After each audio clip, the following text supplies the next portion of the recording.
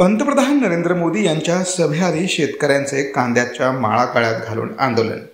दिंडोरी लोकसभा मतदारसंघाच्या महायुतीच्या उमेदवार केंद्रीय आरोग्य राज्यमंत्री डॉक्टर भारती पवार यांच्या प्रचारासाठी पंतप्रधान नरेंद्र मोदी यांची सभा होती। मात्र या सभेअगोदरच लासलगाव येथे शेतकऱ्यांनी कांद्याच्या माळा घालून कांद्याची संपूर्ण निर्यात बंदी हटवण्यासाठी जोरदार घोषणाबाजी करत आंदोलन केलं।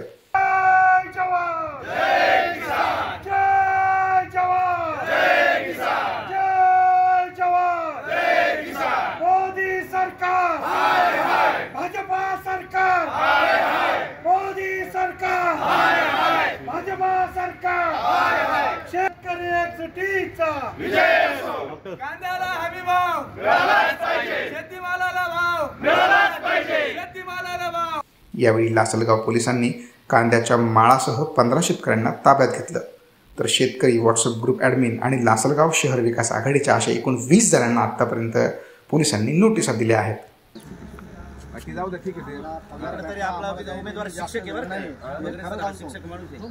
असं जर मशालीचा उमेदवार असता ना, आमचा मशालीचा उमेदवार होता साहेब, ही मोदीची सभाच झाली नसती, फक्त मशालीचा उमेदवार पाहिजे। कसं आहे, भावना बरोबर आहे, केले आमच्या सगळ्यांनी फसवणूक केली, मग 424 गुन्हा दाखल करा। किमान 15 मी काय केलं, 15 घरात 9 माणसं आहे ना, 15 9 जशी आमची 40 हो 15 9 35 आहे।